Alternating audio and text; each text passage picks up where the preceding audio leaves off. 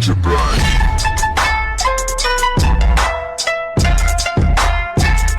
वक्रतुंड महाकाय सूर्यकोटि समप्रभ निर्विघ्नं कुरु मे देव सर्वकार्येषु सर्वदा। ओम सहना भवतु सहनौ भुनक्तु सह वीर्यं करवावहै तेजस्विनावधीतम् अस्तु मा विद्विषावहै। ठीक है, सभी का स्वागत है यहाँ पे। अब तक हमारे 30 श्लोक आज हो गए हैं। अब हम 31 से स्टार्ट करेंगे। ठीक है, अगर बीच में किसी को भी कोई भी प्रश्न हो तो फिर वो हम क्लास खत्म होने के बाद ले लेंगे सभी के प्रश्न। यहाँ पे आदि शंकराचार्य जी 31वें श्लोक में कह रहे हैं कि अविद्याकम शरीरादि दृश्यम बुद्ध बुद्ध वत्क्षरम एतद्विलक्षणम विद्या दहम ब्रह्मेति निर्मलम। अर्थ हम पढ़ लेते हैं कि यहाँ पे वो कह रहे हैं कि अविद्या अर्थात कारण शरीर से स्थूल शरीर तक सब शरीर दृश्य है, पानी के बुदबुदे की भांति नाशवान है, इससे सर्वथा विलक्षण निर्मल तत्व ब्रह्म हम है, ऐसा निश्चय करें। ठीक है, तो फिर यहाँ पे वो क्या कह रहे हैं कि पहले वो कह रहे हैं कि अविद्या, ठीक है ना। अविद्या क्या है कि हम जन्म मृत्यु के फेरे में इसलिए अटके हुए, ऐसे वेदांत का मानना है क्योंकि हम में अविद्या है, विद्या का अभाव है या अज्ञान है, ज्ञान का अभाव है, इसलिए हम इस जन्म मृत्यु के फेरे में अटके हैं। इसलिए ब्रह्म मतलब वेदांत जो है वो ये मानता है कि अविद्या की वजह से हम जन्म मृत्यु के फेरे में अटके हुए हैं। यहाँ पे वही कह रहे हैं आदि शंकराचार्य की अविद्या अर्थात क्या कह रहे हैं कि वो कारण शरीर से स्थूल शरीर तक सब शरीर दृश्य है। अब वो क्या कह रहे हैं यहाँ पे कारण शरीर से स्थूल शरीर। फिर इससे पहले हमने पढ़ा है कि तत्वबोध में 3 तरह के शरीरों की हमें उल्लेख मिलता है। तो फिर पहला होता है स्थूल शरीर, जैसे हमारे दोनों हाथ है, दोनों पैर है, कान है, ये स्थूल शरीर है। उसके बाद आता है सूक्ष्म शरीर, इसमें पंच ज्ञानेंद्रिय आती है, पंच कर्मेंद्रिय आती है, मन आता है। ठीक है, और एक तीसरा शरीर भी होता है, उसको कहते हैं कारण शरीर। तो फिर वो यहाँ पे क्या कह रहे हैं कि अविद्या अर्थात कारण शरीर से स्थूल शरीर तक सब शरीर दृश्य है। दृश्य है मतलब हम इनको देख सकते हैं। इसका उदाहरण देते हुए वो कह रहे हैं कि पानी के बुदबुदे के भांति वो नाशवान है। मतलब ये कारण शरीर, स्थूल शरीर और जो सूक्ष्म शरीर है वो दृश्य होते होते ही वो क्या है, पानी के बुलबुला जैसा थोड़ी देर के लिए पानी में उभरता है, उसके बाद वो उसका नाश हो जाती है, मृत्यु हो जाती है उस बुलबुले की। वैसे ही ये जो शरीर है ये नाशवान है, मतलब इनका आदि भी है, अंत भी है, इनका जन्म भी है और मृत्यु भी है। आगे वो कह रहे हैं कि इससे सर्वथा विलक्षण इससे सर्वथा विलक्षण निर्मल तत्व जो है ब्रह्म है वो हम हैं।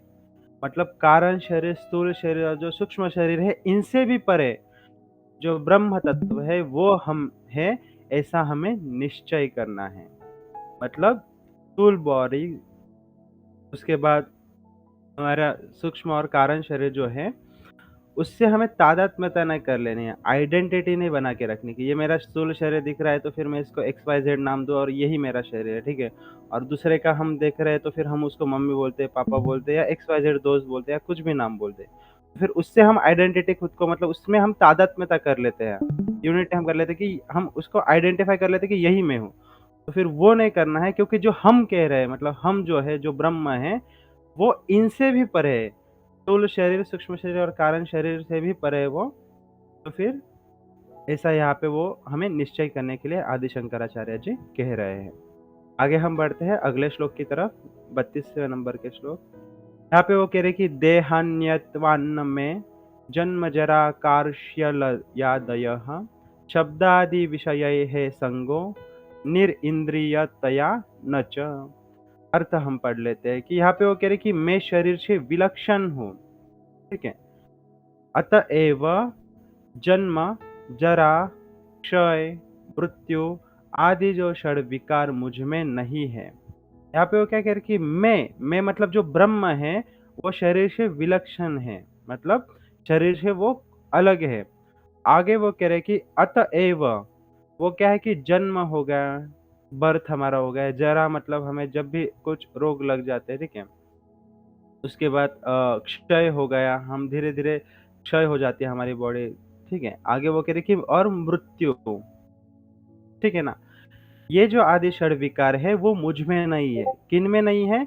जो शरीर से मतलब 3 जो हमने शरीर की अवस्थाएँ देखी, जो स्थूल, सूक्ष्म, कारण शरीर जो है, उनसे जो परे जो ब्रह्म है, जो मैं हम जिसको कहते हैं, वो इन जो जन्म, जरा, क्षय, मृत्यु आदि जो षड विकार है, उनसे वो परे है और उस शुद्ध चैतन्य तत्व में ये जो षड विकार है, विकार नहीं है।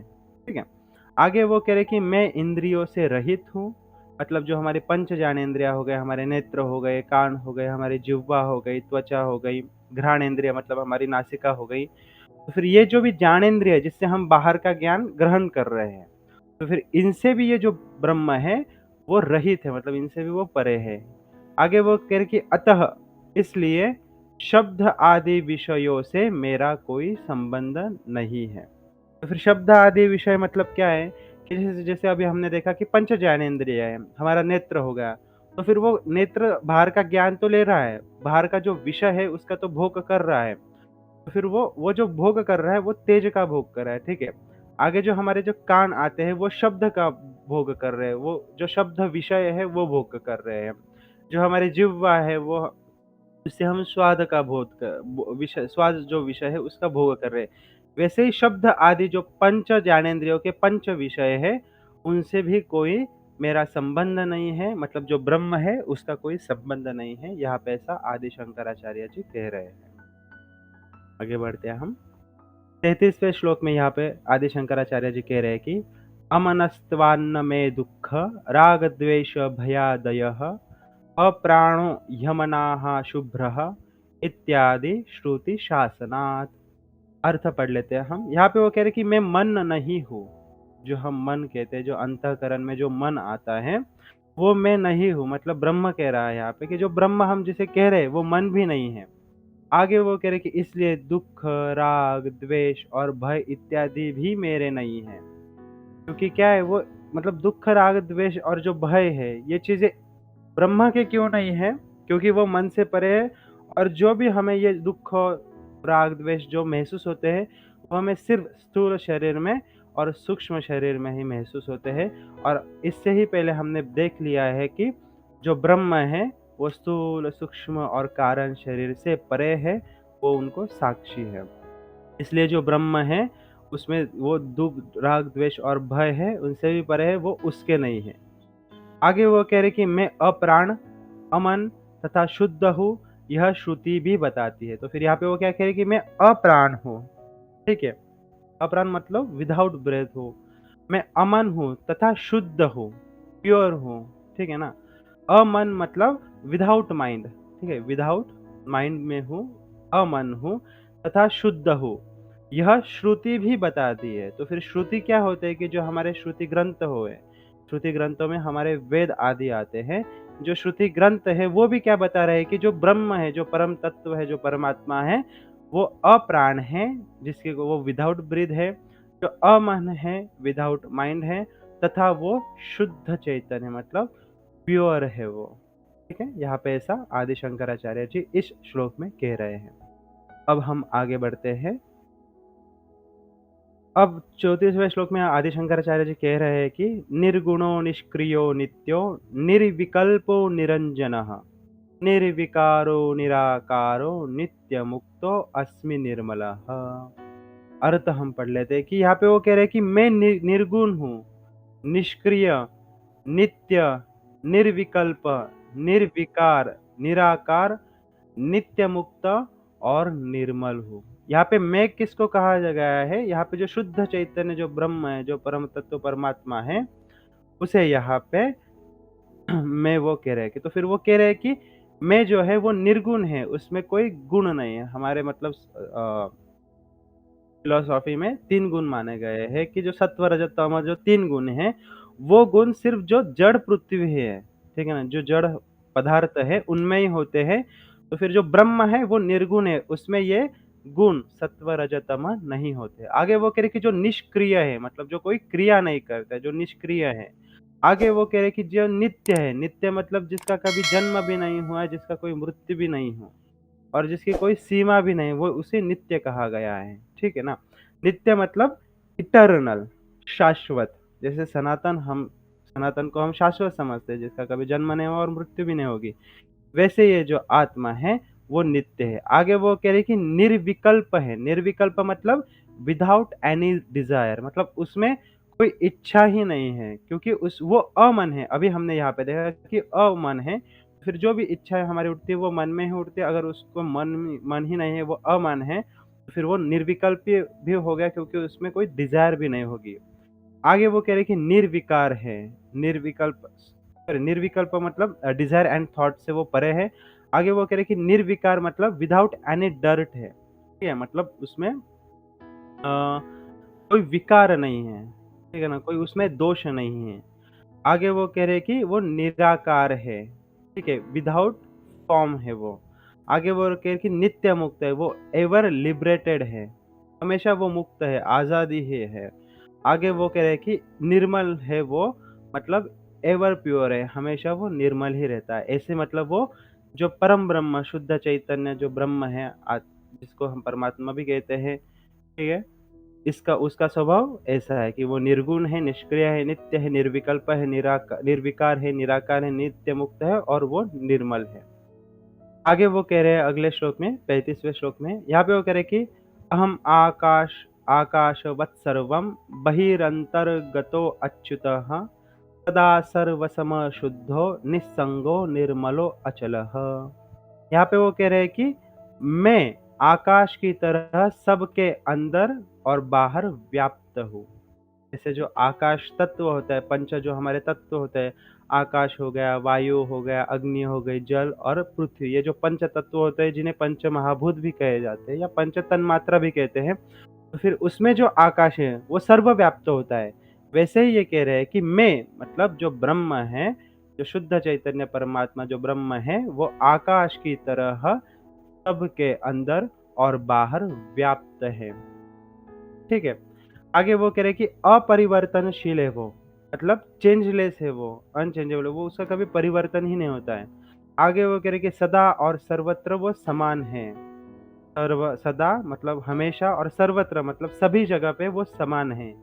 आगे वो कह रहे हैं कि शुद्ध है वो, असंग है मतलब किसी के साथ वो संग नहीं कर लेता है, किसी के साथ वो अटैच नहीं होता है। आगे वो आगे वो कह रहे हैं कि वो निर्मल और अचल है, मतलब स्टेनलेस है और मोशनलेस है वो। तो फिर वो आकाश के जो भी गुण हैं, वो ब्रह्म के ही गुण हैं, ऐसा समझ लीजिए कि मैं आकाश की तरह सबके अंदर और बाहर व्याप्त हूँ। आकाश भी सबके अंदर और व्याप्त होता है। आकाश अपरिवर्तनशील होता है, वो सदा और सर्वत्र समान ही रहता है। मतलब अगर किसी घटे में या मटके में जो आकाश है और वो जो बाहर जो आकाश है, वो सभी सर्वत्र समान ही रहेगा। वैसे जो ब्रह्म है, वो सदा ही और सर्वत्र ही वो समान रहता है और वो शुद्ध रहता है और असंग रहता है। असंग मतलब किसी के साथ वो अटैच नहीं होता है। किसी के साथ वो संगत नहीं रखता है, संग नहीं बनाता है। आगे वो कह रहे कि जो सदैव निर्मल रहता है, प्योर फॉर्म में रहता है और आगे वो कह रहे कि जो अचल है मतलब मोशनलेस है। अगले श्लोक की तरफ बढ़ते हैं हम। 36वें श्लोक में वो कह रहे हैं, आदि शंकराचार्य जी कह रहे कि नित्य शुद्ध विमुक्तैकम अखंडानंदम अद्वयम सत्यम ज्ञानमनंत यत् परम ब्रह्माहम एव तत्। अर्थ पढ़ते हैं हम। यहाँ पे वो कह रहे कि मैं वह ही पर ब्रह्म तत्व हूँ, जो नित्य मतलब इटर्नल, ठीक है ना? जो शुद्ध मतलब प्योर और मुक्त मतलब फ्री, एक मतलब जो वन है, ठीक है ना? अखंड मतलब जो इंडिविजुअल है, जिसका कोई खंड नहीं पड़ा है, ठीक है? जिसके कोई खंड नहीं है। आगे वो के जो आनंद आनंद है, वो अद्वय है मतलब नॉन ड्यूअल है तथा सत्य, ज्ञान और अनंत स्वरूप है। मतलब यहाँ पे वो इन श्लोकों में वो सभी ब्रह्म के ही गुणों की चर्चा कर रहे हैं कि ब्रह्म कैसा है, वो बता रहे हैं। यहाँ पे वो कह रहे हैं कि मैं वही पर ब्रह्म तत्व हूँ। कौन सा पर ब्रह्म तत्व हूँ? कि जो नित्य है, शुद्ध है, मुक्त है, जो एक है, अखंड है, आनंदमय है, अद्वय मतलब नॉन ड्यूअल है तथा जो सत्य, ज्ञान और अनंत स्वरूप है। ठीक ठीक है? यहाँ पे वो शुद्ध चेतन ब्रह्म के बारे में कह रहे हैं। अगले श्लोक की तरफ हम बढ़ते हैं, 37वें नंबर की तरफ। यहाँ पे वो कह रहे हैं कि एवं निरंतराभ्यस्ता ब्रह्मैवास्मीति वासना हरत्य विद्या विक्षेपान रोगानीव रसायनम। अर्थ पढ़ लेते हैं हम। अर्थ में आदि शंकर यहाँ पे आदि इस श्लोक में आदि शंकराचार्य जी कह रहे हैं कि इस प्रकार निरंतर अभ्यास से, मतलब कंटिन्यूअस अभ्यास से उत्पन्न मैं ब्रह्म हूँ, यह जो संस्कार है वो अज्ञान और तज्जनित विक्षेप का उसी प्रकार नाश कर देता है जैसे औषधि के सेवन से रोग की निवृत्ति हुआ करती है। यहाँ पे अब यह क्या कह रहे हैं, यह हमें समझना पड़ेगा कि इस प्रकार, मतलब अभी ऊपर जो भी मतलब ब्रह्म के बारे में वो बताया गया है कि जो नित्य है, शुद्ध, मुक्त एवं अखंड है। उसके बाद ऊपर और बताया आकाश की तरह वो बताया गया कि अंतर बाहर व्याप्त अपरिवर्तनशील सदा सदैव और सर्वत्र समान है, शुद्ध असंग। ये जो है मतलब इस प्रकार जो निरंतर अभ्यास जो करता है कि यहाँ पे वो कह रहे कि इस प्रकार निरंतर अभ्यास से उत्पन्न मैं ब्रह्म हूँ, यह जो संस्कार है वो क्या करता है कि जो अज्ञान और तज्जनित जो विक्षेप हैं, ठीक है ना, विक्षेप का उसी प्रकार नाश कर देता है जैसे औषधि के सेवन से रोग की निवृत्ति हुआ करती है। इससे पहले ही मैंने आपको बताया कि जो अविद्या, जो अज्ञान है, वेदांत समझता है कि ये जो अविद्या और अज्ञान जीव के अंदर होते हैं, उसके ही वजह से वो जन्म मृत्यु के फेरे में अटका पड़ता है। इसलिए वो कह रहे हैं कि मतलब गुरु के वचनों पे या मार्गदर्शन पे आप चलो, या शास्त्र में जो चीजें बताई गई है, जो वहाँ पे जो ब्रह्म का वर्णन किया गया है, जैसे ऊपर ये जो किया गया है, जो नित्य शुद्ध मुक्त XYZ, ठीक है, ये जो किया गया है, इसके ऊपर आप चिंतन करो, इसके ऊपर विचार करो और यही खुद को जान लो कि मैं ब्रह्म ही हूँ। तो फिर उससे क्या हुआ, जब हमें ये अंदर से पता चल जाएगा कि आत्मबोध हो जाएगा कि मैं ब्रह्म हूँ, तो फिर जिस तरह से हम एक अंधेरे रूम में दिया जलाते तो वो अंधेरा पूरी तरह से गायब हो जाता है, वैसे जो अज्ञान से भरा हुआ जो जो हम है, मतलब जो जीव है, वो उसी प्रकार नाश हो जाता है, वो तुरंत ही हट जाता है। कि जैसे कैसे वो बता रहे हैं कि जैसे औषधि का जब हम सेवन करते हैं, उसके बाद जब जैसे रोग की निवृत्ति हो जाती है, मतलब डिस्ट्रॉय हो जाता है, वैसे ही जब मैं ही ब्रह्म हूँ ये हमें पता लग जाता है, हमें ये पता लग जाता है कि अहम ब्रह्मास्मि तत्त्वमसि, ये चीज़ें हमें जब पता लग जाती है, आत्मबोध जब हमें होता है, तब ये जो अज्ञान है और तज्जनित, मतलब उसके ही जैसे अज्ञान के जैसे जो विक्षेप हैं, वो उनके जो है वो नाश हो जाता है। ऐसा वो यहाँ पे आदि शंकराचार्य जी कह रहे हैं। अगले श्लोक की तरफ बढ़ते हैं हम, 38 नंबर के श्लोक। विविक्त देश आसीनो विरागो विजेतेन्द्रियः भावयेकमात्मानं तमन्नन्तमनन्यधीः। अर्थ हम पढ़ लेते हैं कि एकांत स्थान में स्थित होकर, तब से राग आदि रहित होकर तथा इंद्रियों को वश में करते हुए अनंत स्वरूप एक आत्म तत्व का अनन्य भाव से चिंतन करें। ठीक है, अभी उन्होंने ऊपर बता दिया कि ब्रह्म का मतलब स्वरूप कैसा-कैसा है, जो नित्य है, जिसका कभी जन्म नहीं हुआ, मृत्यु नहीं है, जो असंग है, ठीक है ना? जो अमन है, ये जो सभी चीज़ें बताई गई है, वो अभी आगे वो बता रहे हैं कि इनका चिंतन कैसे करना है, कि एकांत स्थान में स्थित होकर, मतलब एकांत स्थान में आपको जाना है और यहाँ पे स्थित होना है, एक जगह पे आराम से बैठना है और सब जो राग आदि जो है, राग, द्वेष, मोह, लोभ, क्रोध, ये जो है उनसे रहित होके, उनसे हमें रहित होना है, उनसे रहित होके तथा इंद्रिय जो है हमारी, जो ज्ञानेंद्रिया है हमारी, पंच ज्ञानेंद्रिय और पंच कर्मेंद्रिया, उनको वश में करते हुए अनंत स्वरूप एक आत्म तत्व का, मतलब जो परब्रह्म शुद्ध चैतन्य है, उसके स्वरूप का, ठीक है ना? उसके स्वरूप का एक आत्म तत्व का अनन्य भाव से चिंतन करें। ऐसा यहाँ पे आदि शंकराचार्य जी कह रहे हैं। आगे हम पढ़ते हैं अगले श्लोक की तरफ। 39 श्लोक में वो कह रहे हैं कि आत्मन्येवाखिलं दृश्यं प्रविलाप्य धिया सुधीः भावयेकेमात्मानं निर्मलाकाशवत् सदा। अर्थ पढ़ते हैं हम। कि विवेकी पुरुष विवेक पूर्वक संपूर्ण दृश्य जगत को अपने में विलीन करके आकाशवत निर्मल आत्मा का सदा चिंतन करें। फिर यहाँ पे वो क्या किया कि जो विवेकी पुरुष है, मतलब जो जो द वाइज मैन है, मतलब वाइज वन जो है, विवेकी पुरुष जो है वो विवेक पूर्ण क्या करना है उसको, संपूर्ण दृश्य जगत को, जो हमें आंखों से देख रहा है, जो भी जगत हमें आंखों से देख रहा है, जो दृश्य जगत है, उसको, उस जगत को अपने में विलीन करके आकाशवत, मतलब आकाश के समान निर्मल आत्मा का सदा चिंतन करें। मतलब जो आकाशवत, मतलब आकाश के समान जो निर्मल आत्मा है, उसके सदा, मतलब सदैव चिंतन करने की बात यहाँ पे आदि शंकराचार्य जी कह रहे हैं। एक बार फिर से पढ़ लेते हैं। यहाँ पे वो कह रहे हैं कि विवेकी पुरुष विवेकपूर्ण संपूर्ण दृश्य जगत को, जो हमें आंखों से दिखता है, उस जगत को अपने में विलीन करके जो आकाशवत, आकाश के जैसे जो निर्मल आत्मा है, उसका सदा ही चिंतन करें। आगे वो कह रहे हैं 40वें श्लोक में, रूपवर्णादिकं सर्वं विहाय परमार्थवित् परिपूर्ण चिदानंद स्वरूपेणावतिष्ठते। अर्थ हम पढ़ लेते हैं कि यहाँ पे वो कह रहे कि परमार्थविद संपूर्ण नाम और रूपात्मक जगत के प्रति सत्यता की बुद्धि को त्याग कर परिपूर्ण चिदानंद स्वरूप में अवस्थित हो जाता है।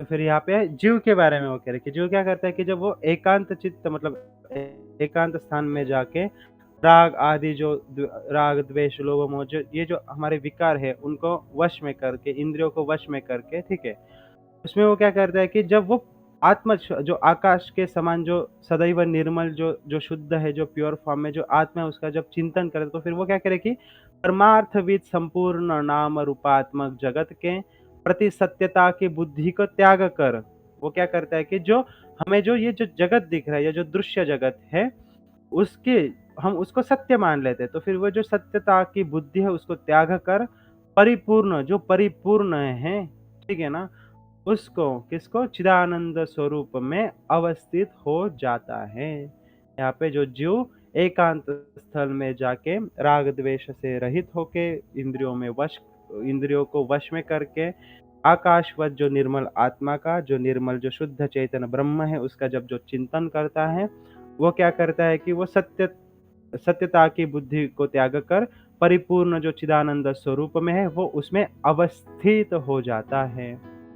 ठीक है, ही बिकम्स द सेल्फ। अवस्थित मतलब ही बिकम्स द सेल्फ, मतलब वो वही बन जाता है। उसको समझ आता है कि उसका जो शुद्ध, जो प्योर नेचर है, जो बेसिक नेचर, वो क्या है, वो उसको समझ आ जाता है। और वो जो जागृत अवस्था में जो स्वप्न, ये जो दीर्घ स्वप्न देख रहा था, ठीक है, मतलब इसके बारे में और थोड़ा एक्सप्लेन कर देता हूँ कि जैसे हमारी जो अवस्थाएं बताई गई है तत्वबोध में, आदि शंकराचार्य जी ने 3 अवस्था बताई गई है। पहली आती है स्वप्न अवस्था, उसके बाद जागृत अवस्था और एक सुषुप्ति अवस्था। जैसे हम स्वप्न अवस्था में जब स्वप्न देखते हैं, ठीक है, हम हमें लगता है कि उसमें हम जो भी चीज़ें देख रहे हैं, मतलब हम स्वप्न में ही फिर से जन्म लेते हैं, फिर से हम धीरे-धीरे स्कूल में जाते हैं, बड़े होते हैं, हमारी शादी होती है, बच्चे होते हैं, फिर बूढ़े होके मर जाते हैं, पूरा एक स्वप्न में हो जाता है। हमें वो जब स्वप्न देख रहे हैं, तब हमें वो सत्य ही महसूस होता है। हम ऐसा नहीं सोचते कि वो असत्य है। हमें वो असत्य कब महसूस होता है, जब हम नींद से जग जाते हैं, उस स्वप्न अवस्था से बाहर निकलते हैं और नींद से जग जाते हैं, और जागृत अवस्था में जब हम आते हैं, तब हमें पता लगता है कि जो हम देख रहे थे, जहाँ पे मेरी शादी हुई, मेरे बच्चे भी और जहाँ पे मेरी मृत्यु भी हो गई, वो स्वप्न ही है। फिर जैसे वो स्वप्न हम एक रात में छोटा-सा देख रहे हैं, सिर्फ़ एक रात में ही हम देखते हैं, या दोपहर में जो सोते हैं, तो फिर उनको दोपहर में ही महसूस होते हैं। तो फिर ये जो स्वप्न देख रहे हैं, वैसे ही वो कह रहे हैं कि ये जो जागृत अवस्था में जो भी हम देख रहे हैं, अभी हम आत्मबोध पढ़ रहे हैं, हम डिस्कॉर्ड पे बैठे हैं, ठीक है? एक्स, वाई, ज़ेड हम ऑफ़िस में काम कर रहे हैं, या हम कहीं पे घूमने जा रहे हैं, ये जो है, ये भी जो है, वो जो हम स्वप्न अवस्था में जो स्वप्न देख रहे हैं, वैसे ही हम जागृत अवस्था में ये दीर्घ स्वप्न देख रहे हैं। जागृत अवस्था में ये हम दीर्घ स्वप्न देख रहे हैं, मतलब एक लंबा स्वप्न देख रहे हैं। जब हम इनसे जग जाते हैं, जब हमें शुद्ध चैतन्य ब्रह्म का ज्ञान होता है, तब वो क्या कह रहे हैं कि यहाँ पे, तो फिर वो चिदानंद स्वरूप में अवस्थित हो जाता है, मतलब ही बिकम्स द सेल्फ। ठीक है, यहाँ पे ऐसे आदि शंकराचार्य जी कह रहे थे। तो फिर आज के लिए इतना ही। आखिरी हम प्रार्थना कर लेते हैं। उसके बाद आज की क्लास हम यहीं पे, जो शास्त्र अध्ययन की क्लास है वो यहीं पे हम समाप्त कर लेते हैं। ओम सर्वे भवन्तु सुखिनः, सर्वे सन्तु निरामयाः, सर्वे भद्राणि पश्यन्तु, मा कश्चित् दुःखभाग् भवेत्। ओम शांति शांति शांति। सभी का धन्यवाद।